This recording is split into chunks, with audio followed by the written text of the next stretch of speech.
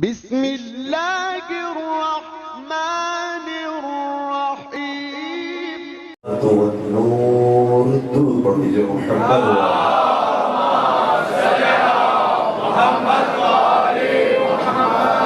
اس طریقے سے ہمارے برادر بزرگوار نے بیان فرمایا کہ ہمارے یہاں پر آپ کی خدمت میں پہلی مرتبہ آمد ہے اور پروردگار نے شرف نصیب فرمایا کہ آپ کی خدمت میں حاضر ہونے کا موقع ملا. گرچہ کہ لاہور سے میں واقف اور لاہور سے کون واقف نہیں ہے. لاہور کے بارے میں تو بڑے جملے معروف ہیں کہ جسے لاہور نہیں دیکھا ہوئے پیدا نہیں ہوا. اور لاہور کی پہچان اقبال لاہوری کے عنوان سے بھی ہے اور لاہور کی پہچان خود یہاں کی مہمان نوازی کے اعتبار سے بھی ہے. اور پھر ہمارے اور آپ کے درمیان جو مشترک ہوتا ہے وہ یہ ہے کہ جس طرح سے میں خدمت امام میں آیا ہوں آپ بھی خدمت امام میں آئے ہیں. اور انشاءاللہ پروردگار ہم سب کی نوکری کو اور ہم سب کی اس خدمت کو قبول فرمائے.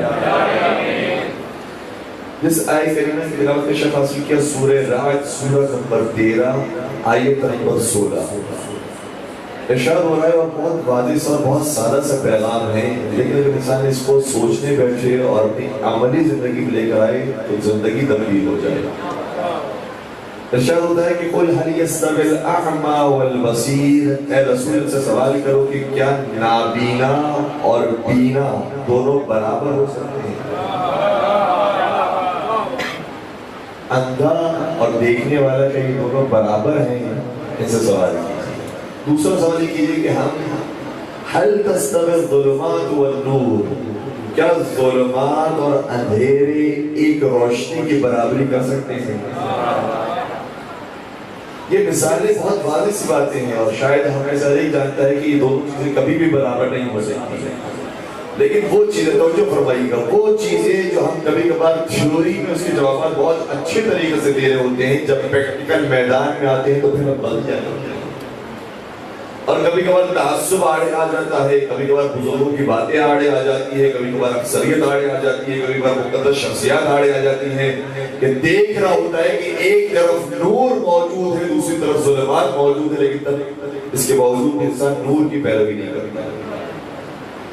اور یہ دیکھیں قرآن مجید نے یہ کہیں پر بھی نہیں فرمایا کہ انوار کے مقابلہ یہ ظلمات نہیں کر سکتے.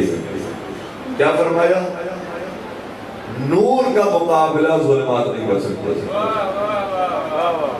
دو الگ الگ لفظ ہیں. ایک لفظ ہے نور ایک لفظ ہے انوار. نور کی جمع انوار. کہا کہ نور کی برابری ظلمات نہیں کر سکتے. کہنا تو یہ چاہیے تھا اصولاً کہ انوار کی برابری ظلمات نہیں کر سکتے لیکن کہا کہ نور کی برابری نہیں کر سکتے. اس کا مطلب یہ ہوا کہ حق اور نور ہمیشہ ایک ہوتا ہے. اور اگر کسی کے ذہن میں یہ سوال آ رہا ہو کہ ہم تو 14 انوار کے ماننے والے ہیں تو یاد رکھیے یہ 14 انوار وہ ہیں کہ اولنا محمد و اوسطنا محمد و آخرنا محمد و کلنا محمد. ہمارا پہلا بھی محمد ہے ہمارا وسطی بھی محمد ہے ہمارا آخری بھی محمد ہے ہم سب کے سب محمد ہیں. اسی لیے پیغمبر کی حدیث سے بنتی ہے یہ نہیں فرمایا اے علی تم اور میں دونوں الگ الگ نور ہیں. فرمایا انا وعلی من نور واحد اے علی تم اور میں ایک ہی نور سے. پہنچ رہی ہے تو ایک نور کی برابری ظلمات نہیں کر سکتے.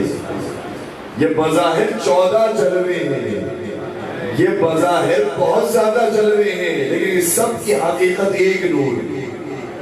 اور جب ظلمات آئے تو یہ نہیں کہا کہ یہ ظلمات بھی اندھیرا بھی ایک ہے نہیں اندھیرے بدلتے رہتے ہیں ظلمات بدلتے رہتے ہیں.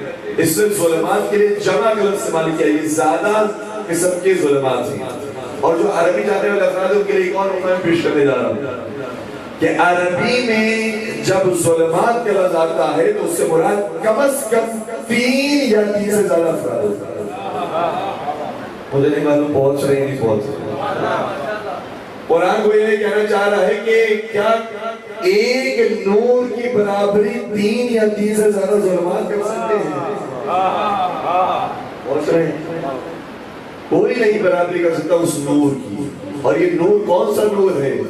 یہ کبھی کبھار جب ہم نور کا استعمال کرتے ہیں تو بہت سارے جو پر ذہن جاتا ہے، لیکن میں بیان کروں کہ نور کون ہے.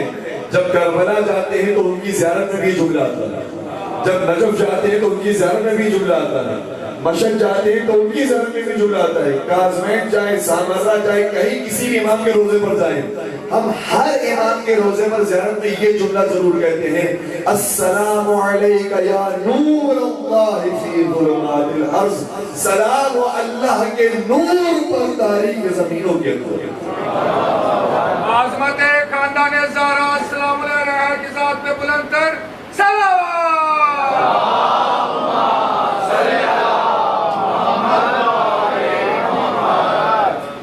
تو نور اللہ سے مراد جو 14 معصومین کی نور ہے جو سب کے سب حقیقت میں ایک نور سے. اس لیے معصومین نے یہ بھی بیان فرمایا کہ کلنا نور اللہ، ہم سب ایک نور ہیں. تو یہ ایک نور کی برابری ظلمات نہیں کر سکتے. اور کیسے اس نور کے فضائل کا بیان ہو سکتے اور کیسے اس نور کے فضائل کا احساس کیا جا سکتا ہے جبکہ خود نبی اکرم حضرت محمد مصطفیٰ صلی اللہ علیہ وسلم فرماتے ہیں،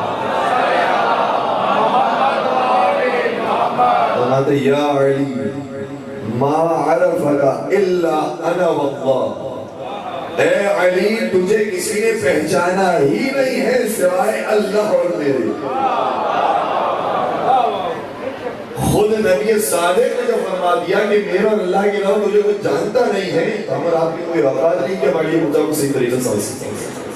کسی نے کیا خوب کہا کہ علی کی ذات کو سمجھے خدا یا مصطفیٰ سمجھے.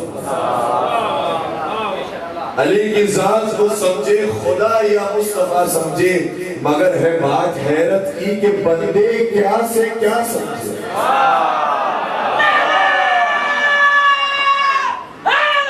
یا علی اللہ اکبر یا رسول اللہ. سب مل کے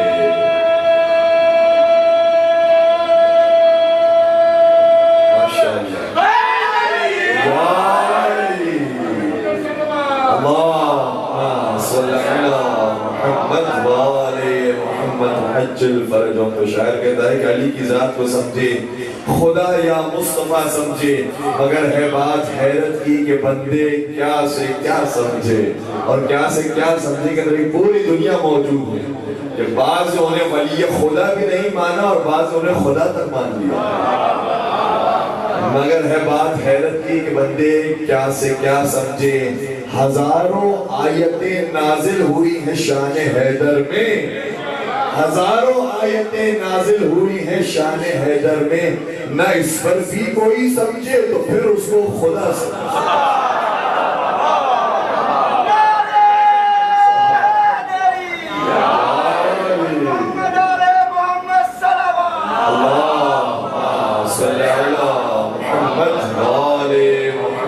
حج الفرج. اس کو سمجھنے کے لیے ہماری عقلیں قاصر ہیں کہ ہم علی مرتضیٰ کی کس حصے کو بیان کریں، کون سے فضائل کو بیان کریں اور کس کو بیان نہ کریں.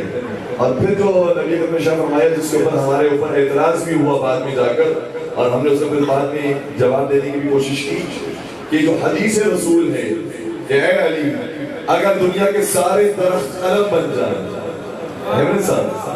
دنیا کے سارے درخت قلم بن جائیں، سارا سمندر سیاہی بن جائے، لکھنے والے انسان ہو جائیں، حساب رکھنے والے جنات ہو جائیں، یہ سب مل کر بھی تیرے فضائل کو لکھنا چاہیں تو یہ ختم ہو جائیں گے، تیرے فضائل ختم ہو جائیں گے. چمن چمن کلی کلی، علی علی علی علی، نگر نگر گلی گلی، علی علی علی،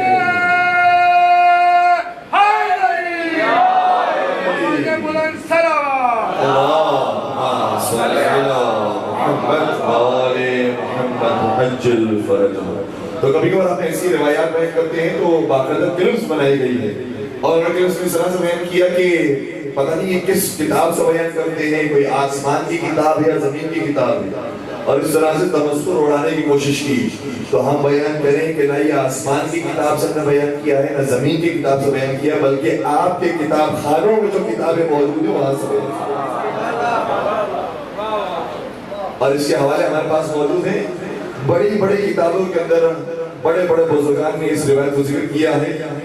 ابن حجر نے سوائد محرقہ کے اندر، شواہد التنزیل میں حاکم حسقانی نے اور بڑے بڑے بزرگان نے اس روایت کو لکھا ہے کہ علی مرتضیٰ کے فضائل میں اگر ساری دنیا بھی شریک ہو جائے تو فضائل علی کو بیان نہیں کر سکتے. اور بعض اعتراض کرنے والوں نے کہا کہ یہ کام تو پروردگار کے کلمات کے بارے میں آیا ہے قرآن کریم میں. قرآن کریم میں موجود ہے آیت کہ پروردگار کے کلمات کو اگر لکھنا چاہو تو تم ختم ہو جاؤ گے لیکن اللہ کے کلمات کو شمار نہیں کر سکتے ہو. تو ہمارا سوال یہی تو ہے کہ اللہ کے کلمات ہیں کون سی چیزیں؟ جب آدم علیہ السلام کی توبہ قبول ہوئی تو فرمائے کچھ کلمات کے ذریعے قبول ہوئی. وہ کلمات ہیں کون سے؟ علامہ سیوطی نے در المنصور میں لکھا، حاکم حسقانی نے شواہد التنزیل میں لکھا کہ وہ کلمات کے جن کے ذریعے حضرت آدم کی توبہ قبول ہوئی بمحمد و علی و فاطمہ والحسن والحسین، یہ پنجتر پاک کا واسطہ تھا کہ جن کے وسیلے سے اس کی دعا قبول ہوئی. تو انبیاء کرام بھی ان کا وسیلہ اختیار کرتے ہیں تو دعا قبول ہوتی ہے. اور کلمات اللہ سے مراد پنجتر پاک، ان تک کون پہنچ سکتا ہے؟ ان کی منزل پہ کون حاصل کر سکتا ہے؟ اور بعض لکھنے والوں نے یہ بھی لکھا ہے کہ آپ جو وسیلہ اختیار کرتے ہیں کہ یہ وسیلہ وہ تھا کہ جو ان کی زندگی میں تو ٹھیک ہے اختیار کیا جا سکتا ہے لیکن مرنے کے بعد وسیلہ نہیں ہو سکتا. آپ تک بھی اپنی بات پہنچی ہوگی، اعتراض کرنے والے کہتے ہیں. اور قرآن کی آیات موجود ہیں، مسلسل آیات ہیں. کون سی آیت آپ کی خط بیان کروں؟ اگر میرے ساتھ آپ چل رہے ہیں تو مجھے آیات آپ کی خط پیش کرو. سورہ نساء کی آیت نمبر 64، 64 نمبر کی آیت ارشاد ہوتا ہے وَلَوْ أَنَّهُمْ إِذْ ظَلَمُوا أَنفُسَهُمْ جَاءُوكَ فَاسْتَغْفَرُوا اللَّهَ وَاسْتَغْفَرَ لَهُمُ الرَّسُولُ لَوَجَدُوا اللَّهَ تَوَّابًا رَحِيمًا. اے رسول، جنہوں نے اپنے نفس پر ظلم کیا ہے اور گناہ کر لیا ہے، اگر یہ توبہ کرنا چاہتے ہیں تو یہ میرے پاس مسجد میں نہ آئے، یہ تیرے دروازے پر آ جائے. جاؤگا، یہ تیرے در پر آ جائے. فاستغفر اللہ، اور پھر یہ اللہ سے بھی استغفار کرے. واستغفر لهم الرسول، اور رسول بھی ان کے لیے اللہ کی بارگاہ میں استغفار کرے. لوجد اللہ تواب الرحیم، تو یہ پروردگار کو بہت تواب اور رحیم پائے گا. تو کسی اور کے پاس نہ جاؤ، اگر اپنے بخشش کروانی ہو تو در مصطفیٰ پر آ جاؤ. کہتے در مصطفیٰ پر آ سکتے ہیں لیکن اس وقت تک جب تک وہ زندہ ہے. نعوذ باللہ. جب وہ پردہ فرما کے اس کے بعد دروازہ بند ہو گیا. یہ ایک آیت، دوسری آیت آپ کی روایت کرتے ہیں. برادران یوسف نے گناہ کیا کہ حضرت یوسف علیہ السلام کو کنویں میں پھینک دیا. باقی آپ کے اذہان کے اندر موجود ہے. اور پھر جب پشیمانی ہوئی تو انہوں نے توبہ کی. توبہ کے بارے میں سورہ یوسف کی آیت ہے. ارشاد ہوتا ہے کہ انہوں نے کیسے توبہ کی؟ قالوا یا ابانا استغفر لنا ذنوبنا، اے ہمارے بابا جان ہمارے گناہوں کے لیے آپ استغفار کر دیجئے. حضرت یعقوب کو کہنا چاہیے تھا کہ تم نے بہت بڑا شرک کر دیا، پہلے اس پر استغفار کرو. تم نے مجھے اللہ کے ساتھ شریک کر دیا، درمیان میں اللہ کے کوئی نہیں ہوتا. تمہیں ڈائریکٹ اللہ کو کہنا چاہیے کہ پروردگار میں تجھ سے معافی چاہتا ہوں. یہ درمیان میں ایک ولی خدا، ایک نبی خدا کیوں آ گیا؟ لیکن حضرت یعقوب کی خاموشی بتا رہی ہے کہ جو ان کے بچوں نے کیا ہے وہ عین توحید ہے. توحید یہ ہے کہ خدا کے بندوں کے وسیلے سے اللہ تک پہنچا جائے. کیونکہ حکم پروردگار یہ ہے کہ یا ایھا الذین آمنوا اتقوا اللہ وابتغوا الیہ الوسیلہ، اے صاحبان ایمان اللہ کا تقوی اختیار کرو، اس تک پہنچنے کے لیے وسیلہ تلاش کرو. یہ نہیں کہ وسیلہ بناؤ، وسیلہ تلاش کرو. بنایا ہم نے ہے، تمہیں تلاش کرنا ہے. تھوڑا تھوڑا تو ساتھ رہیے گا تاکہ بات آگے میں پہنچ سکے. تو جو اعتراض ہو گیا تھا کہ جب تک وہ زندہ ہے اس وقت وسیلہ بنا سکتے ہیں، یہ بھی عجیب بات ہے. جب ہم وسیلے کی بات کرتے ہیں تو کہتے ہیں کہ وہ مردہ ہے، جب ہم ماتم کرتے ہیں تو کہتے ہیں زندوں کا ماتم نہیں ہوتا. یہ ان کے ڈبل اسٹینڈرڈ ہیں. ماتم کہتے ہیں تو کہتے ہیں وہ مرے نہیں ہیں، وہ زندہ ہیں. جب مانگتے ہیں تو کہتے ہیں مردہ ہے. تو ایک پالیسی میں رہیں کہ بالآخر آپ کے نزدیک وہ زندہ ہیں مردہ ہیں. اور اگر آپ کے نزدیک وہ مردہ ہیں بھی تب بھی ان کا وسیلہ ٹھیک ہے. کیوں ٹھیک ہے؟ کیونکہ مجھے کوئی بھی آیت وسیلے کے موضوع پر ایسی دکھا دو کہ جہاں وسیلے کی بات کی گئی ہو اور پھر کہا گیا ہو اس کی ایکسپائری ڈیٹ بھی ہے. یہ وسیلہ رہے گا تو صحیح لیکن ایک مدت تک رہے گا اس کے بعد ایکسپائر ہو جائے گا. کوئی ہے ایکسپائری ڈیٹ؟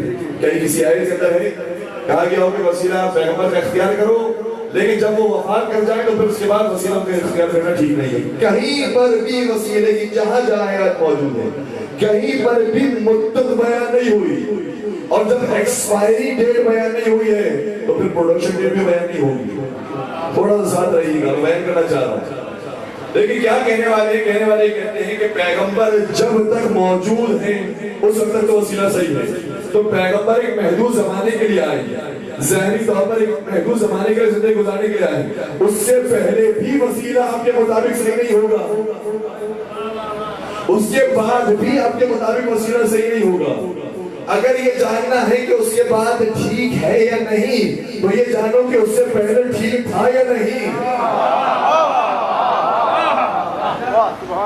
آپ کا کہنا یہ ہے کہ جب حیات ظاہری رکھتے ہیں اس وقت وسیلہ صحیح ہے اس کے بعد وسیلہ صحیح نہیں تو اس کے بعد تو چیک کرنے سے پہلے یہ دیکھو اس سے پہلے صحیح تھا یا نہیں تھا.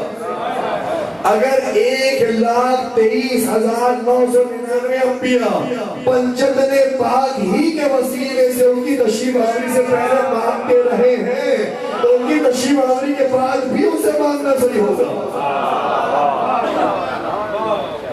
مل کے ایک عصمت اہل بیت پر درود پڑھ دیجئے.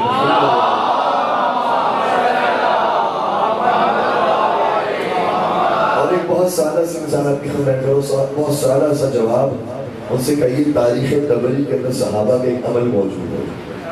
صحابہ کرام نے پیغمبر کی وفات کے بعد کیا کیا جنگ ہوئی کافروں سے.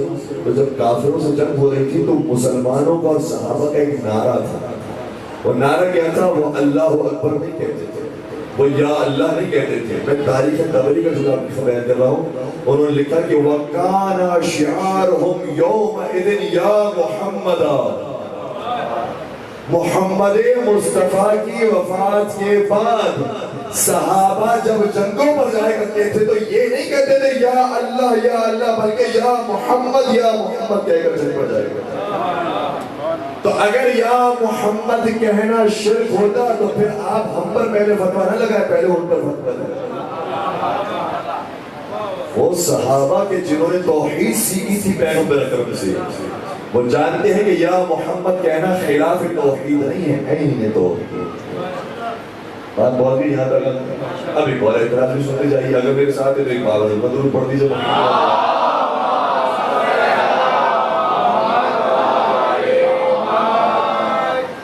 کہنے والوں نے کہا کہ قرآن مجید کی ایک آیت بھی ہے. قرآن میں پروردگار ارشاد فرماتا ہے کہ نحن اقرب الیہ من حبل الورید.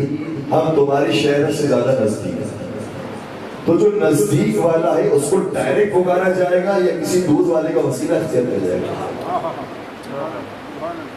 کہتے ہیں کسی کا بھی وسیلہ اختیار کرو کتنا ہی بڑا وسیلہ کیوں نہ ہو وہ بالآخر دور ہے خدا سے زیادہ صحیح ہے. یہ بات تو سبھی مانتے ہیں. قرآن مجید کیا ہے نحن اقرب الیہ من حبل الورید کہ ہم تمہاری شہر سے زیادہ نزدیک ہیں. تو پھر دور والے کو پکڑنے کی ضرورت کیا ہے. وہ جو نزدیک ہے وہ ایسا نزدیک ہے کہ ان اللہ علی کل شیء قدیر. وہ کسی کا محتاج بھی نہیں ہے پوری قدرت بھی رکھتا ہے. تو پھر کسی اور سے مانگنے کی ضرورت ہی کیا ہے جب پوری طاقت بھی رکھتا ہے ہمارے اتنا قریب بھی ہے ہماری مسئلوں سے بھی واقف ہے. تو پھر مانگا جائے تو قریب والے سے مانگا جائے دور والے سے بھی مانگا جائے. بات بہت بھی ٹھیک ہے. ہم نے کہا ٹھیک ہے ہم قریب والے ہی سے مانگیں گے اور اسی کو پکاریں گے. لیکن سوال یہ پیدا ہوتا ہے کہ پروردگار تو اتنا قریب ہے. توجہ رکھیے پروردگار تو اتنا قریب ہے ہم سے اتنا قریب ہے کہ میرے لفظ میری زبان پر بعد میں آتے ہیں وہ میرے سینے کے حالات سے پہلے واقف ہو جاتے ہیں. اس بات کو سب مانتے ہیں زبان پہ پہلے جملے آئے یا نہ آئے یہ حالات جو دل کے اندر گزر رہے ہیں اس سے وہ پروردگار واقف ہے. وما تخفی الصدور جو دلوں کے اندر راز پوشیدہ ہے وہ ان سے بھی آگاہ ہے وہ اتنا قریب ہے. اگر یہ بات واضح ہوگا یہاں پر ہم نے ایک مرحلے میں طے کر لیا کہ پروردگار ہم سے اتنا نزدیک ہے کہ ہمارے سینوں میں جو راز موجود ہے وہ بھی جانتا ہے ہمارے سینوں میں جو حاجتیں موجود ہیں اسے بھی واقف ہے. چاہے ہم زبان پر جاری کریں نہ کریں وہ دلوں کے حال سے خوب جانتا ہے. تو پھر مجھے کہنے دیجئے, توجہ رکھیے گا, پھر مجھے کہنے دیجئے کہ پھر زبان سے دعا مانگنے کی بھی کوئی ضرورت نہیں ہے.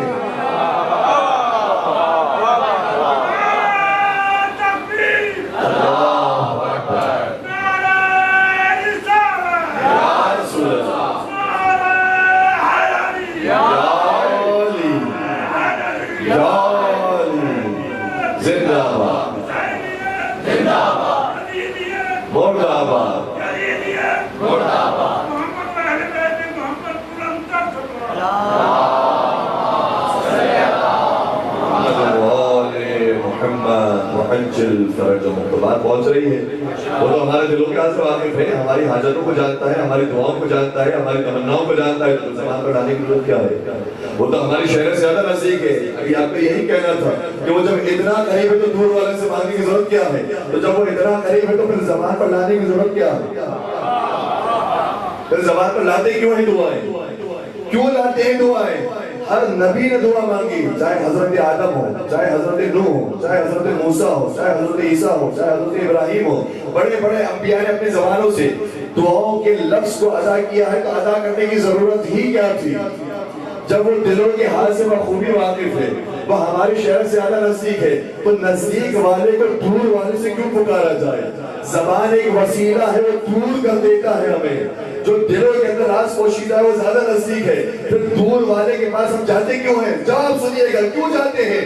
کیونکہ حکم پروردگار یہ ہے, ادعونی استجب لکم, تم مجھ سے زبان کے ذریعے دعا کرو تو میں تمہاری دعا قبول کروں گا. تو حکم پروردگار یہ ہے کہ زبان سے دعا مانگو. ورنہ اگر حکم پروردگار نہ ہوتا تو ہم صرف دل کے اندر اپنی خواہشات رکھتے پروردگار پوری کر دیتا. ہم دل کے اندر اپنی حاجتیں رکھتے پروردگار پوری کر دیتا. لیکن کہا کہ دل میں نہیں رکھنا ہے, زبان پر جاری کرنا ہے.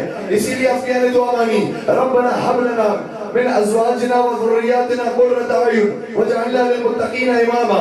کسی نبی نے دعا مانگی, ربنا هب لنا من ازواج ربنا ظلمنا انفسنا وان لم تغفر لنا وترحمنا لنكونن من الخاسرين. کسی نبی نے دعا مانگی, ربنا اغفر لي ولوالدي وللمؤمنين يوم يقوم الحساب. اور بے شمار دعائیں مانگی. ہر نبی نے زبان سے دعا مانگی. میں کہوں گا یا نبی اللہ, آپ دل میں دعا رکھیے, خود بخود پروردگار تک پہنچ جائے گی. زبان پر لانے کی ضرورت کیا ہے؟ تو سارے انبیاء کی آواز آئے گی کہ حکم پروردگار یہ ہے کہ زبان سے دعا مانگو. اس لیے ہم دعا مانگ رہے ہیں, چاہے اگر وہ دور ہو جاتا ہے لفظ تو ہو جائے, لیکن حکم پروردگار یہ ہے, اس لیے ہمیں حکم پروردگار پر عمل کرنا ہوگا. بس اب ہمیں وسیلے کا جواب مل گیا. ہم وسیلہ دور کا اس لیے استعمال کرتے ہیں کہ حکم پروردگار یہ ہے, وَابْتَغُوا إِلَيْهِ الْوَسِيلَةَ, اس تک پہنچنے کے لیے وسیلہ تلاش کرو. مل کر عظمت اہل بیت پر درود پڑھیں.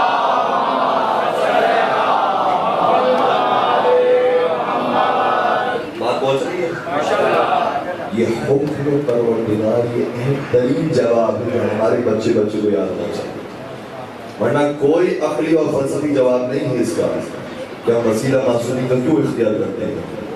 صرف حکم پروردگار کی وجہ سے کرتے ہیں. اگر ایک دن حکم آ گیا, توجہ رکھیے گا, اگر ایک دن حکم آ گیا کہ کسی کا کوئی وسیلہ تمہیں اختیار نہیں کرنا ہے, ڈائریکٹ مجھ سے مانگنا ہے, تو ہم سب پر واجب ہوگا کہ ڈائریکٹ اس سے حکم پروردگار دیا. کیا حکم پروردگار کی کوئی سرپیشی کر سکتا ہے؟ نافرمانی کر سکتا ہے؟ تو پروردگار کا حکم ہے کہ وسیلہ تلاش کرو, وسیلوں سے مانگو, اس کو وسیلوں سے. اب سنیے گا ایک روایت آپ کا بیان کرتا کہ مطلب پوری اچھی طریقے سے ہمارے بچوں کے دلوں تک اتر جائے.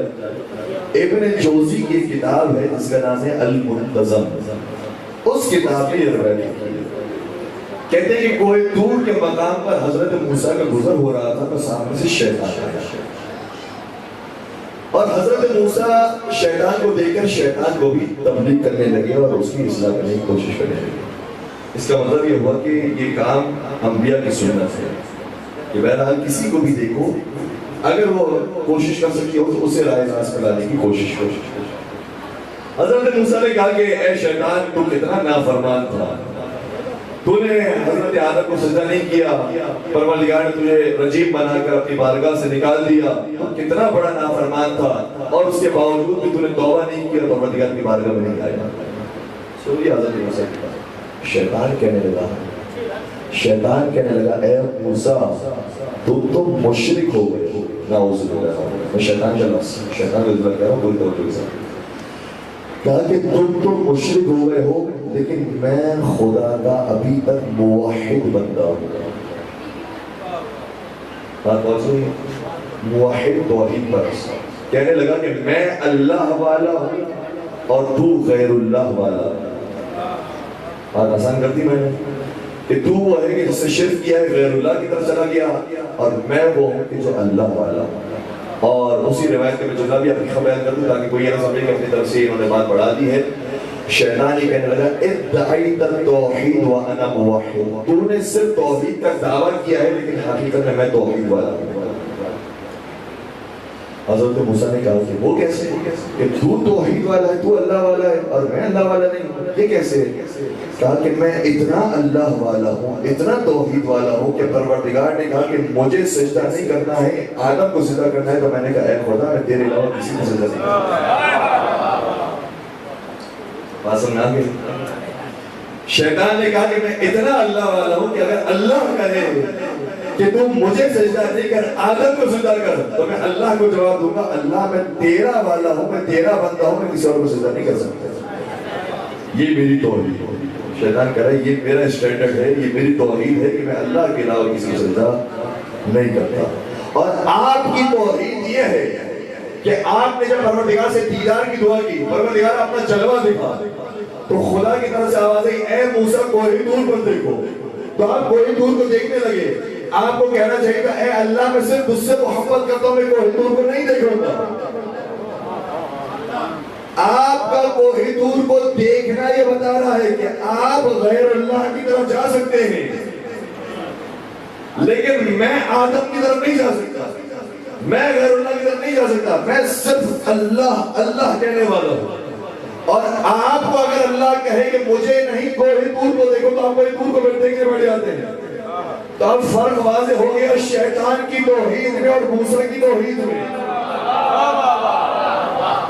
شیطان کی توحید یہ ہے کہ حکم پروردگار بھی آ جائے کہ مجھے سجدہ نہیں کرو آدم کو کرو، تو شیطان کہتا ہے کہ صرف یا اللہ، صرف یا اللہ، خدا تو کہہ بھی دے گا تب بھی میں کہوں گا یا اللہ۔ اور موسیٰ کی توحید یہ ہے کہ اگر حکم پروردگار آ جائے کہ کوئی دور کو دیکھو، تو حکم پروردگار کی وجہ سے کوئی دور کو دیکھتے ہیں۔ تو موسیٰ کی توحید یہ ہے کہ جو حکم پروردگار ہوگا اس کے مطابق عمل ہوگا۔ شیطان کی توحید ہے کہ حکم پروردگار کی پرواہ نہیں کی جائے گی، صرف یا اللہ اپنے بندے کے حساب سے کہا جائے گا۔ تو آج جو صرف یا اللہ کہہ رہے ہیں، وہ دیکھیں کہ کس کی توحید پر عمل کر رہے ہیں، کہیں ایسا نہ ہو کہ وہ بھی شیطان کی توحید پر عمل کرنے والے ہوں۔ نعرہ تکبیر، نعرہ رسالت، نعرہ حیدری، حسینیت، یزیدیت، آواز بلند صلوات۔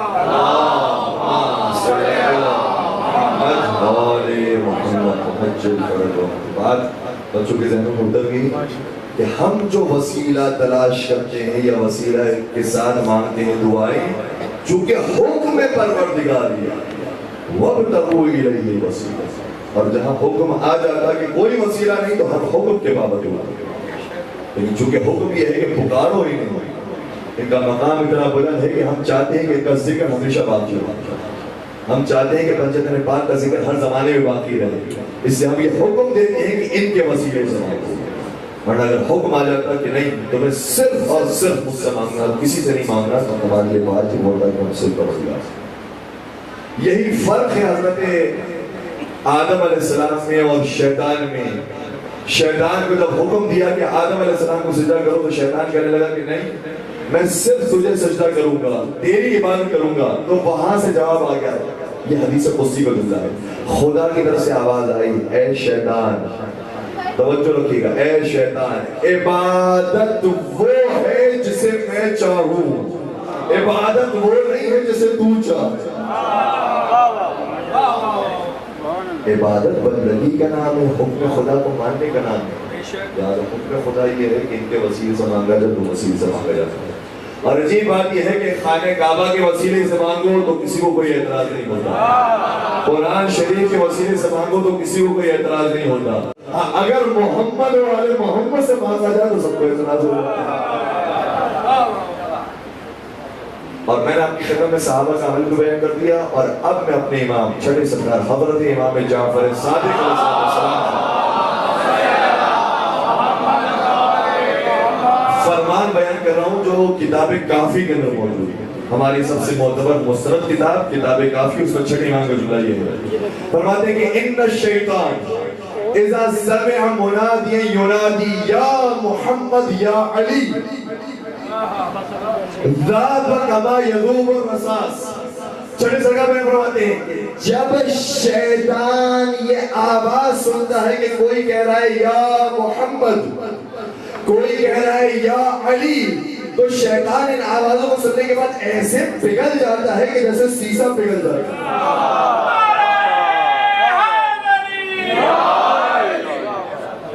اس کا مطلب یہ ہوا کہ شیطان وہ ہے کہ جو یا علی اور یا محمد کی آوازوں سے چلتا ہے، کیونکہ پگھلے گا اس وقت جب چلے گا تو پہلے چلتا ہے پھر جا کر پگھلتا ہے۔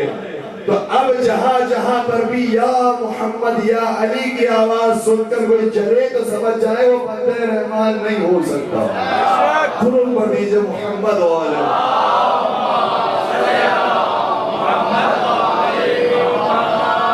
یہ سب سے مبارک سب سے بہترین وسیلے ہیں، اور جب ہم آج دعائے فرج امام زمانہ عجل اللہ تعالیٰ فرج شریف کی پڑھتے ہیں، ہمارے امام کی خوشنودی کے بلندر صلوات پڑھ دیجئے۔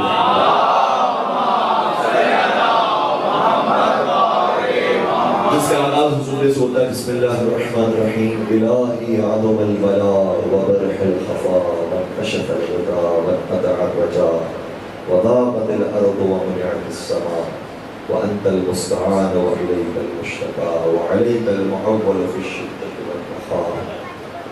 اللهم صل على محمد وآل محمد أولي الأمر الذين فرضت علينا طاعتهم وعرفتنا بذلك منزلتهم ففرج عنا بحقهم فرجا عاجلا قريبا كلمح البصر أو أقرب يا محمد يا علي يا علي يا محمد اكفياني فإنكما كافيان وانصرانی فإنکما ناصران۔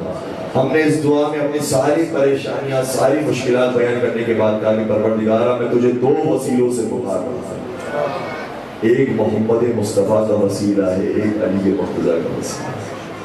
یہ دو سب سے بڑے اور بلند وسیلے ہیں کہ جس سے میں تجھے پکار رہا ہوں، اور یہ دونوں ایسے ہیں کہ جب ان سے مدد مانگی جاتی ہے تو یہ مدد کے لیے کافی ہو جائے گا۔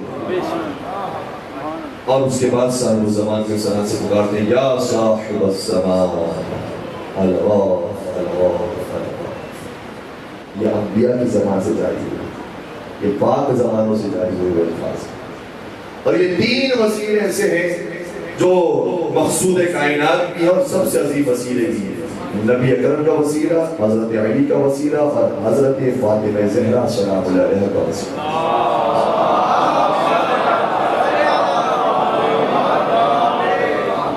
روایات بہت ساری ہیں، میں کسی کو بیان کروں کسی کو چھوڑ دوں، کسی چھوٹے سے واقعہ ذکر کروں گا جو موجودہ زمانے کا واقعہ ہے۔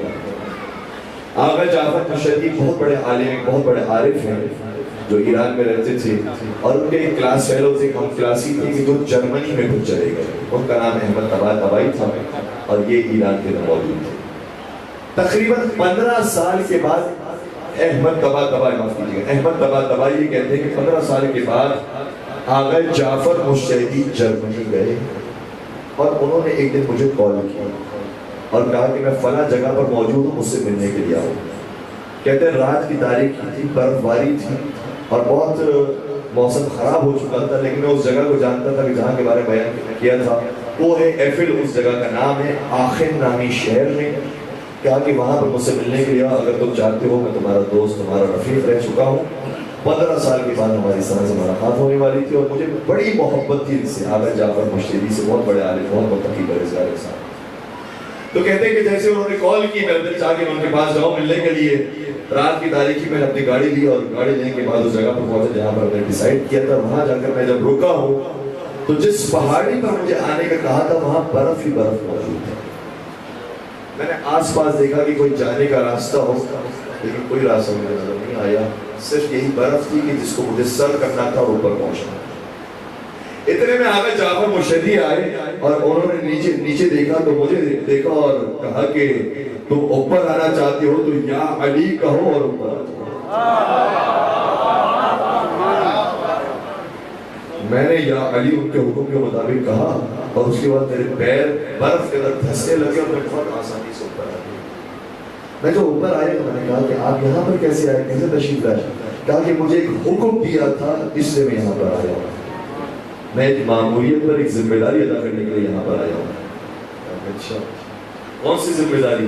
کہا کہ اس خیمے کے اندر ایک ماں اور بیٹا موجود ہے، میں ان کی مدد کرنے کے لیے آیا تھا۔ یہ کہنے کے بعد وہ تھوڑا سا دور ہو گئے اور باہر کی طرف چلے گئے، لیکن میں اندر کی طرف گیا اور ماں اور بیٹے سے ملنے کے لیے۔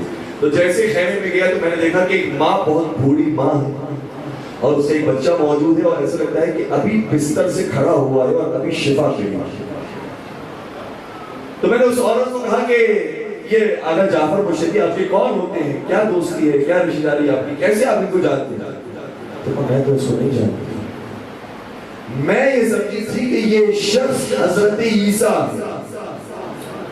جو مردوں کو زندہ کرتا ہے، جو برس کے مریضوں کو شفا دیتے ہیں، میں سمجھی تھی کہ یہ عیسیٰ ہے، لیکن انہوں نے کہا کہ میں عیسیٰ نہیں ہوں، میں مہدی کے نوکروں میں سے ایک نوکر ہوں۔ اور پھر اس سے اپنے واقعے کو بیان کیا اور کہتی ہے کہ اصل میں ہوا یہ تھا کہ میرا بیٹا بہت بیمار ہو گیا، شدید بیمار ہوا، اس کو کینسر ہو گیا اور کینسر گلے کا کینسر تھا، ایک پھوڑا بن گیا تھا اور پھوڑا بڑھتا جا رہا تھا۔ جب ڈاکٹر کو دکھایا گیا تو انہوں نے کہا کہ پھوڑا اتنا بڑھ چکا اور کینسر اتنا زیادہ ہو چکا ہے کہ ہمارے ہاتھوں سے نکل گیا ہے، پھر مرنے والا ہے۔ ڈاکٹروں کے لیے تو بات کہنا بہت آسان تھی کہ مرنے والا ہے کچھ دنوں میں، لیکن ماں کے لیے برداشت کرنا بڑا مشکل ہے۔ اس نے کہا کہ میرا کوئی آسرا نہیں ہے سچ، کسی طریقے سے کوئی اس کو بچائے۔ میں مختلف ڈاکٹرز کے پاس بھی ہر ایک کا یہ جواب تھا کہ اس کا کینسر اتنا بڑھ چکا ہے، ہمارے ہاتھوں سے نکل گیا ہے، یہ بچنے والا نہیں۔ اور پھر بچے کی حالت یہ ہوگی کہ کینسر اتنا بڑھ گیا تھا اور حالت تک اتنا آ گیا تھا کہ وہ کھانا نہیں کھا سکتا تھا، پانی نہیں پی سکتا تھا۔ بس میں نے کہا کہ پانی سر سے گزر گیا ہے، اب کسی کو نہیں پکار سکتے۔ لیکن اچانک میرے دل کے اندر خیال آیا کہ کیوں نہ حضرت عیسیٰ کو پکارا جائے۔ عیسائی خاتون تھی، کہتی ہے کیوں نہ عیسیٰ کو پکارا جائے کہ جو مردوں کو زندہ کرتے ہیں، میرا بچہ کم از کم مردہ تو نہیں ہوا، زندہ ہے، اس کو شفا تو دے سکتے ہیں عیسیٰ۔ اس سے میں نے یا عیسیٰ یا عیسیٰ کہنا شروع کیا۔ میں یا عیسیٰ یا عیسیٰ کہتے جاتی تھی اور یا مریم جو ان کی والدہ ہیں کو پکارا کرتا کہ ایک رات خواب میں جناب مریم سلام علیہ تشریف لائی اور جناب مریم جو تشریف لائی تو کہا کہ اے عورت، آج کے زمانے میں نہ میرے ہاتھوں میں اختیار ہے نہ عیسیٰ کے ہاتھوں میں اختیار ہے۔ اس زمانے کا عیسیٰ اور اس زمانے کا مسیحا وہ ہے کہ جس کا نام مہدی ہے، اختیار اس کے ہاتھ سے۔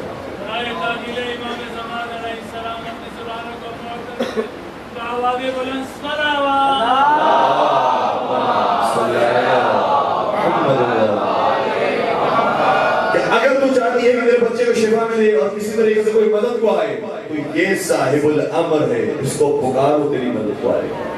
اور یہ ہے کون؟ کہا کہ جب جناب عیسیٰ چلے گئے اور وہ آسمان پر اٹھا لیے گئے تو ان کے بعد ایک اور رسول آئے تو ان سے زیادہ بڑے، تو ان کا نام محمد تھا۔ محمد کی ایک بیٹی ہے جس کا نام فاطمہ تھا اور فاطمہ کے آخری فرزند ہے جن کا نام مہدی ہے، ان کے ہاتھ میں پورا اختیار ہے، اسے پوچھا۔ اور کہتی ہے کہ یہ تین نام جناب مریم نے مجھے بتایا اور میں نے حفظ کر لیے، محمد، فاطمہ، مہدی، اور میں ان تینوں ناموں کو پکارنے لگی۔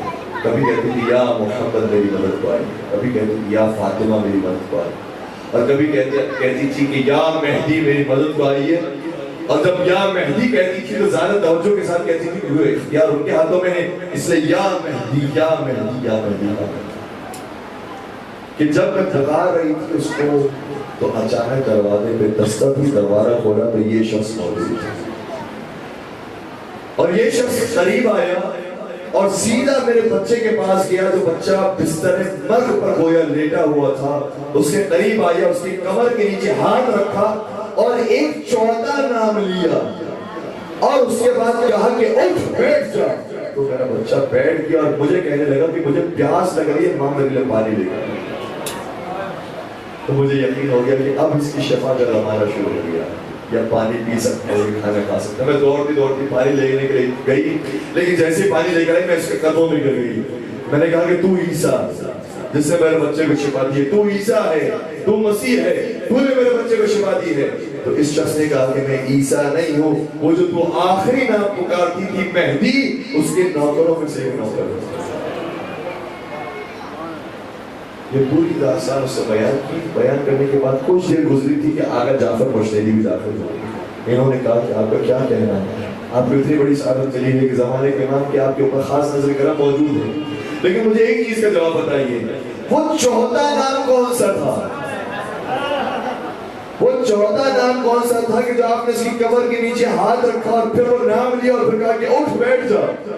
وہ 14 اسم اعظم کون سا ہے؟ تو کہا کہ بس میں نے ایک ابھی یا علی کہا اور اسے اٹھا کر بٹھا دیا۔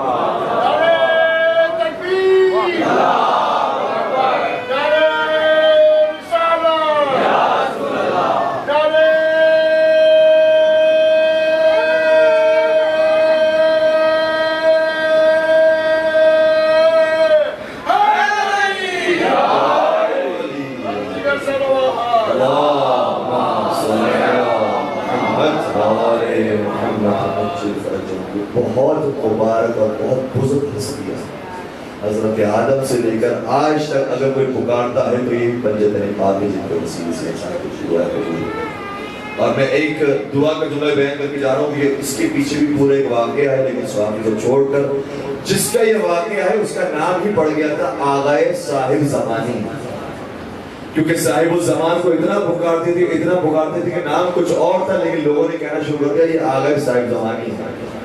ہر وقت صاحب الزمان کو پکارتے رہتے ہیں، ہر وقت صاحب الزمان کو پکارتے رہتے ہیں۔ تو انہوں نے کہا کہ ایک مرتبہ جب زمانے کے امام سے میری ملاقات ہوئی تھی تو انہوں نے بیان کیا تھا کہ اب جب تمہیں کوئی پریشانی اور مجھے پکارنا ہو تو اس طرح سے پکارنا۔ محفوظ کیجئے گا، اگر جن کے پاس قلم و دوات موجود ہے، کاغذ موجود ہے، یا اگر موبائل موجود ہے تو اس پر لکھنا چاہیں، یا تو ریکارڈ کرنا چاہیں تو ریکارڈ کر سکتے ہیں، ریکارڈنگ کر ہو رہی ہے، آپ بعد میں لینا چاہیں بعد میں لے سکتے ہیں۔ کہ کہا کہ زمانے کے امام نے اگر اب تم اس دور کے اندر ہمیں بلانا چاہو، خاص مدد کے لیے آواز دینا چاہو، جب زندگی اور موت کا مسئلہ ہو اور کوئی رائے حل تمہیں سمجھ میں نہ آ رہا ہو، ہر طرف سناٹا اور اندھیرا ہو، اس وقت تمہاری مدد کو اگر تم ہمیں پکارنا چاہو تو اس طرح سے پکارو، یہ کہا کرو یا محمد یا علی یا فاطمہ یا صاحب الزمان ادرک، یا محمد یا علی یا فاطمہ یا صاحب الزمان ادرک، یہ یا صاحب الزمان اغثنی۔ جس نے یہ جملے سنے تھے آغا صاحب زمانی، انہوں نے کہا کہ میں نے اس وقت امام زمانہ سے سوال کیا کہ آپ نے 3 ہستیوں کا پہلے نام لیا پھر کہا کہ آپ کا اپنا نام ہے، گویا 4 ہستیاں ہو گئی کہ جنہیں ہمیں پکارنا ہے، تو 4 ہستیوں کو جب پکارا جائے گا تو اغثنی کا لفظ استعمال نہیں کیا جاتا۔ جو عربی جاننے والے افراد ہیں وہ محسوس کریں گے اس بات کو۔ اغثنی کا مطلب ہوتا ہے کہ صرف تو میری مدد کو آ، اور جب ہم چاروں کو پکار رہے ہیں تو ہمیں کہنا چاہیے آپ سب ہماری مدد کو آئیے، تو اس کے لئے لفظ استعمال ہوتا ہے اغثنی کا نہیں، اغیثونی، آپ سب ہماری مدد کو آئیے۔ تو میں نے امام زمانہ سے درخواست کی کہ آپ نے جو جملہ مجھے تعلیم کیا ہے اس میں اغثنی صحیح ہے یا اغیثونی کا لفظ صحیح ہے؟ تو زمانے کے امام نے بیان فرمایا اغثنی کا لفظ صحیح ہے، اغثنی کہا کرا، اور پھر جو اس کی وجہ بیان کی وہ تفصیلی وجہ ہے، اس کا خلاصہ یہ تھا، کہا کہ تو جس بھی پنجتن پاک میں سے ہستی کو پکارتا ہے، چاہے تو یا محمد کہے، چاہے تو یا علی کہے، تو یا فاطمہ کہے، یا حسن کہے، یا حسین کہے، اگر کوئی اس زمانے میں تیری مدد کو پہنچتا ہے تو تیرے زمانے کا امام ہے۔ اس لیے ان کے واسطے دینے کے بعد کہنا اغثنی، صرف تو میری مدد ہوا، کیونکہ تو میری مدد ہوا۔ ازاداروں یہ چھوٹی ناد علی ہے ہمارے لیے. یا صاحب الزمان اغث یا صاحب الزمان اغث. اے زمانے کے امام ہم آپ سے غافل نہ ہو جائیں. آپ کہیں پر بھی ہیں ہم آپ کو ہمیشہ یاد رکھتے ہیں, آپ کا غم مناتے ہیں, آپ کی خوشی میں خوشی مناتے ہیں. اور اب چونکہ مجلس کا ماحول ہے, اس میں ایک جملہ اور زمانے کے امام سے کہنا چاہوں گا کہ مجھے نہیں معلوم کہ آپ اس وقت کہاں پر ہیں. شاید ان حالات کے اندر آپ شام میں ہوں گے, حضرت زینب کے مزار پر, حضرت سکینہ کے مزار پر, یا شاید آپ کربلا میں ہوں گے مولا حسین کے مزار پر, یا شاید آپ کسی مجلس عزا میں ہوں گے ذکر حسین سننے کے لیے. آپ کہیں پر بھی ہیں, کہیں پر بھی آپ کا کوئی چاہنے والا پریشان حال ہو جائے تو اسی پریشانی کو ضرور پہنچے گی, کیونکہ آپ کریم پرور گھرانہ ہیں, آپ کریم ابن کریم سخی سے سخی ہیں. آپ کو کوئی بھی پکارتا ہے آپ اس کو رد نہیں کرتے. اے زمانے کے امام, آپ نے زیارت ناہیہ میں جملہ کہا ہے, اس لیے وہی جملہ میں دہراتا ہوں اور زمانے کے امام بھی سے میں مسائب سے جڑ جاؤں گا.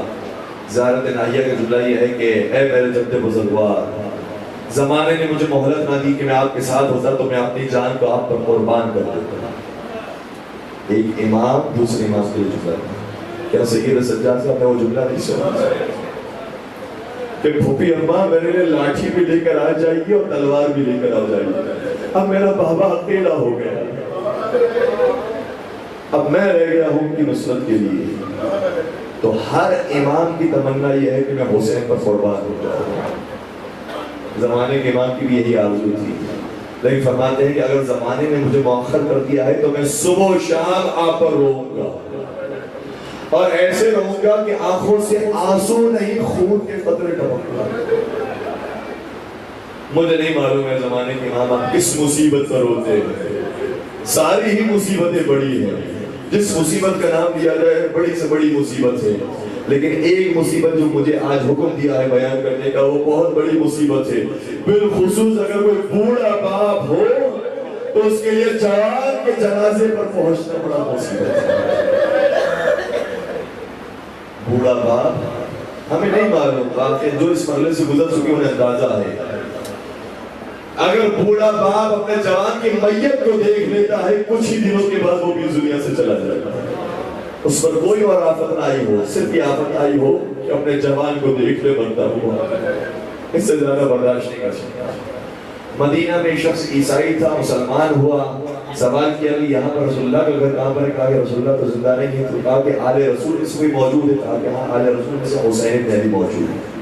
یہ آیا مولا حسین کے گھر دولت پر اور کہتا ہے کہ اے آقا حسین, میں آپ کے ہاتھوں پر بیعت کرنا چاہتا ہوں اور مسلمان ہونا چاہتا ہوں. امام حسین سوال کیا کہ تو مسلمان کیوں ہونا چاہتا ہے, کس چیز نے تجھے مسلمان کیا؟ کہا میں نے رات خواب میں دیکھا حضرت عیسیٰ تشریف لائے اور حضرت عیسیٰ نے مجھے مخاطب کر کے کہا کہ اے شخص, اب عیسائیت ختم ہو چکی ہے, منسوخ ہو چکی ہے, اب جس کا دین اور جس کی شریعت ہے اس کا نام محمد مصطفیٰ ہے. کہا کہ یہ ہے محمد مصطفیٰ, ان کے ہاتھ پر تو بیعت کر لے تو صحیح راستے پر آ جائے گا. تو میں نے خواب میں حضرت عیسیٰ کے کہنے پر حضرت محمد مصطفیٰ کے ہاتھ پر بیعت کی اور کہا کہ میں ہاتھ سے مسلمان ہو جاتا ہوں. لیکن جب میری آنکھیں کھولی تو مجھے پتہ چلا کہ محمد مصطفیٰ اس دنیا میں نہیں رہے. میں چاہتا ہوں کہ آپ کے ہاتھوں پر بیعت کر لوں چونکہ آپ آل مصطفیٰ ہیں. مولانا حسین کا جواب سنیں گے کیا تھا؟ مولانا حسین فرمانے لگے چاہتا ہے کہ جس کو خواب میں دیکھا تو اور بیعت کی تھی اسے بیداری میں بھی دیکھ لے.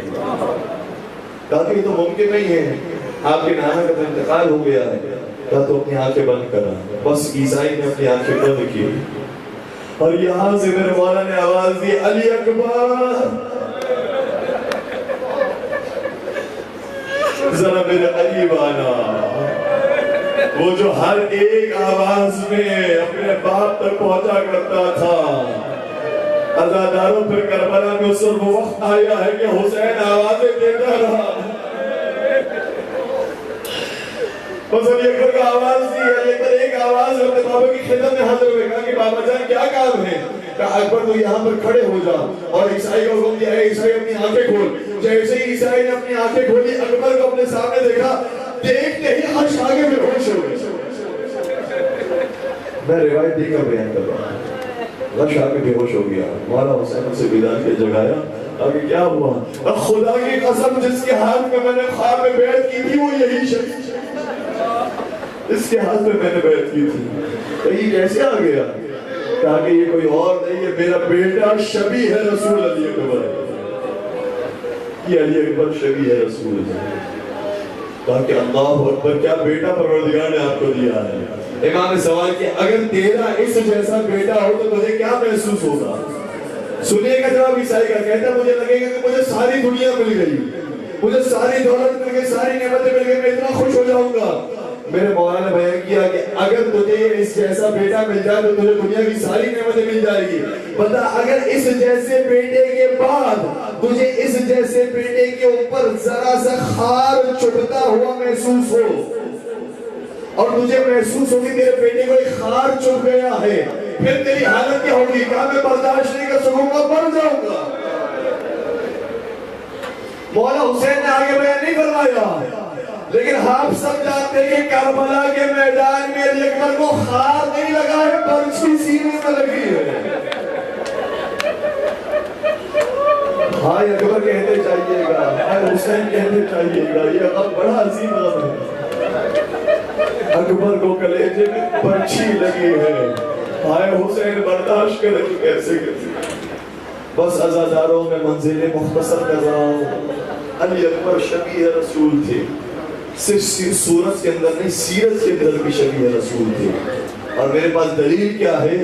کربلا کے میدان میں جب اپنے جوان علی اکبر کو بھیجنے کا وقت آیا تو صرف یہ واحد موقع ایسا تھا جب اپنے جوان کو بیٹا بھیجا تو اپنے ہاتھوں کو بلند کیا آسمان کی طرف اور فرمانے لگے اللہم اشہد علی ہؤلاء القوم فقد برغ الیہم غلام اشبہ الناس خلقا وخلقا ومنطقا برسولک وَإِذَا اشْتَقْنَا إِلَىٰ حَبِيبِكَ نَظَرْنَا إِلَيْهِ. میرے امام شاہ فرماتے پروردگارا اب میں اس کو بھیج رہا ہوں جو نہ صرف صورت میں بلکہ سیرت میں بھی، نہ صرف گفتار میں بلکہ کردار میں بھی تیرے رسول کا شبیہ ہے. یہ جو ہم شبیہ رسول کہتے ہیں نا، یہ دنیا والوں نے لقب نہیں دیا ہے، یہ امام نے لقب دیا ہے. جو امام خود شبیہ رسول ہو، اگر وہ کسی اور کو شبیہ رسول کہے تو وہ کتنا شبیہ رسول ہوگا. اور امام آگے شاہ فرماتے ہیں جب ہمارا یہ شوق ہوتا، اشتیاق ہوتا کہ ہم رسول کی زیارت کریں تو ہم اکبر کو دیکھا کرتے تھے. اب سمجھ میں آیا کون زمین کربلا پر گرا ہے، کون زمین کربلا پر گرا ہے. زمین کربلا پر اکبر نہیں گرے ہیں، محمد گر گئے ہیں. ہائے ہائے یہ علی اکبر کون ہیں؟ جو ایک طرف سے محمد ہیں اور دوسری طرف سے علی بھی ہیں. یہ علی اکبر بھی ہے. بس عزادارو، حمید ابن مسلم سے کسی نے سوال کیا کہ کون سا لاشا ایسا تھا جب خیمے میں آئے تو بیویوں نے بہت ماتم کیا، بیویوں نے بہت پہن کیا. حمید ابن مسلم یہ تاریخ نگار ہے اور اس نے ایک شہید کے بارے میں حالات لکھے ہیں. اب اس نے سوچنا شروع کیا کہ حبیب کا لاشا بھی آیا تھا، مسلم نے اوسجہ کا لاشا بھی آیا تھا، جناب قاسم کا لاشا بھی آیا تھا، جناب اولا محمد کا لاشا بھی آیا تھا، حضرت علی اصغر کا لاشا بھی آیا تھا. اتنے بڑے بڑے سنگین لاشے آئے ہیں. کون سا لاشا ایسا ہے جس میں بیویوں نے سب سے زیادہ بیان کیا؟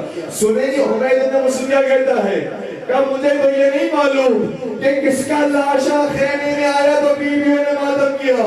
ہاں اتنا معلوم ہے جب علی اکبر بیویوں سے رخصت ہو کر میدان کی طرف جانا چاہتے تھے تو ہر بیوی آ جاتی تھی اور کہتی تھی ارحم غربتنا، اکبر ہماری غربت پر رحم کرو. حضرکم اللہ اپنی آوازوں کو آزاد کیجئے گا. مولا حسین کو یہ لال کا پرسہ دیجئے گا، مولا حسین کو پرسہ دیجئے گا، زینب کبریٰ کو پرسہ دیجئے گا. عزادارو علی اکبر ایسے خیمے سے باہر نکلے جیسے بھرے گھر سے کوئی جنازہ اٹھتا ہے. مقتل کی طرف روانہ ہوئے، بہترین جہاد کیا. اور شاید یہ واحد شہید وہ ہیں کہ جب جہاد کر رہے تھے تو دوبارہ اپنے بابا کی طرف لوٹے اور کہنے لگے بابا اگر کچھ پانی ہو تو مجھے دے دو. ہاں یہ بڑا قریب گھرانہ ہے، جب جب کسی نے مانگا ہے تو فوراً سے عطا کیا ہے. لیکن ہائے وہ وقت آ گیا بیٹا مانگ رہا ہے لیکن باپ دے نہیں جی سکتی. اجرکم علی اللہ. سوال یہ پیدا ہوتا ہے کہ حضرت کے دل پر جو صورت و سیرت کے رسول اللہ کے شبیہ تھے کیسے ممکن ہے کہ انہوں نے اگر پانی کا سوال کیا ہو؟ انہیں تو معلوم ہے کہ پانی ختم ہو چکا ہے، پھر پانی کا سوال کیوں کیا؟ علماء نے 2 وجوہات بیان کی ہے. پہلی وجہ وہ لکھتے ہیں کہ یہ وجہ یہ ہے کہ علی اکبر بیٹے ہوتے تھے، علی اکبر سب سے چہیتے ہوتے تھے.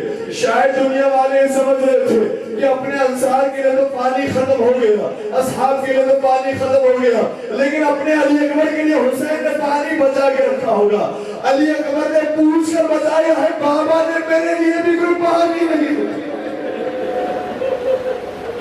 اکبر میرے لیے بھی پانی موجود نہیں. اور دوسری وجہ علماء نے بیان کی ہے کہ جب اکبر آئے سوال کرنے کے لیے بابا کچھ پانی دے دیجئے، تو مولا نے فرمایا اے اکبر اپنی زبان کو میری زبان کے ساتھ لگا دو، میری زبان کی تری لے کر جاؤ. علی اکبر نے اپنی زبان مبارک کو مولا حسین کی زبان مبارک کو لگایا، لیکن جیسے ہی لگ رہا تھا فوراً سے دور ہٹایا کہ بابا آپ کی زبان پر تو کانٹے پڑے ہوئے، بابا آپ تو مجھ سے زیادہ پیاسے ہیں. یہ بتانے کے لیے کہ اکبر کی طرح ہی پیاسا ہو، اس کا باپ اس سے زیادہ پیاسا ہے. بزلادار اکبر چلے مختل کی طرف. ماں نے دعائیں مانگی ہوگی، باپ نے دعائیں مانگی ہوگی، پھوپھی نے دعائیں مانگی ہوگی. کاش میرا اکبر ہر ایک کو واصل جہنم کرتا ہوا چلے. لیکن عزاداروں یہ میدان امتحان تھا، میدان آزمائشی. لہذا ایک وقت وہ آیا جب سارے عرب نے مل کر حملہ کیا. کہیں سے تیر چلے، کہیں سے تلواریں چلی، کہیں سے پتھر مارے گئے، اور ایک شخص آگے بڑھا جس نے ورشی کا مار اکبر کے سینے پر کیا. اور شبیہ رسول کو یہ نیزہ نہیں لگ رہا، گویا ایسے ہی ہے کہ جیسے باپ کے سینے میں یہ نیزہ لگ گیا. جیسے اپنے بیٹے کو اس حالت میں دیکھا، دوڑتے ہوئے میرے مولا پہنچے ہیں. لیکن آپ نے سنا ہے نا کہ جب ہور کا بیٹا گرا تھا تو ہور سے پہلے حسین پہنچ گئے تھے، لیکن جب خود کا بیٹا گرا دوڑتے ہوئے جاتے ہیں، گر جاتے ہیں، پھر چلتے ہیں، پھر گرتے ہیں، پھر اٹھتے ہیں، پھر گرتے ہیں. آخر معاذرہ کیا ہے؟ آواز ان کے اکبر تیرے باپ کو کچھ دکھا ہی نہیں. اکبر آواز دے تیرے باپ کو کچھ دکھائی نہیں دیتا. اور بالآخر اپنے باپ بیٹے کے لاشے پر پہنچے. یہی تو کہا ہوگا نا بیٹا کہاں تکلیف ہے بابا تیرے درد کو دور کرے گا. اکبر نے کہیں کا ذکر نہیں کیا، کہا کہ صرف بابا سینے میں علی موجود ہے، چاہتا ہوں کسی طریقے سے کوئی اسے نکال دے. ہائے اللہ اکبر، خدا کسی باپ کو یہ منظر نہ دکھائے کہ بیٹے کو تکلیف میں دیکھے اور اس کی مشکل حل نہ کر سکے. عزادار مولا حسین نے ایک مرتبہ یا علی کہا. خدا جانتا ہے کس علی کو پکارا، نجف کے بادشاہ کو پکارا یا کربلا کے جوان کو پکارا، لیکن کہا یا علی.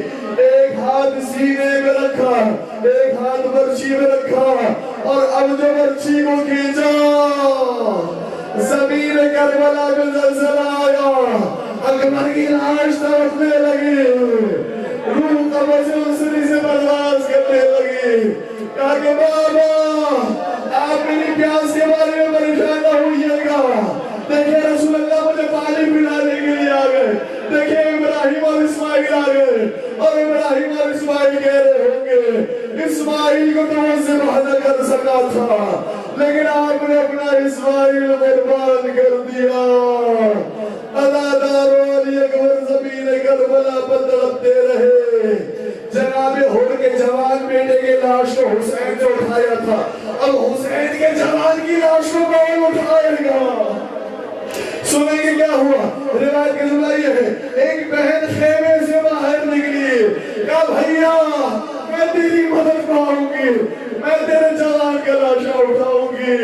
لیکن جیسے ہی میرے مولا نے بیوی کو دیکھا فرمایا بی بی میری زندگی میں خیمے سے باہر لگائیے گا. میں نے تیرے پردے پر اپنے اکبر کو بھی قربان کر دیا.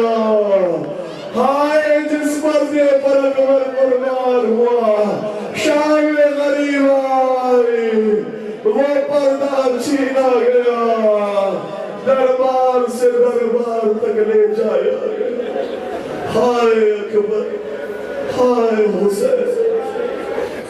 Ya Hussein, Ya Hussein, Ya Hussein, Ya Hussein, Ya Hussein, Ya Hussein, Ya Hussein, Ya Hussein, Ya Hussein, Ya Hussein, Ya Hussein, Ya Hussein, Ya Hussein, Ya Hussein, Ya Hussein.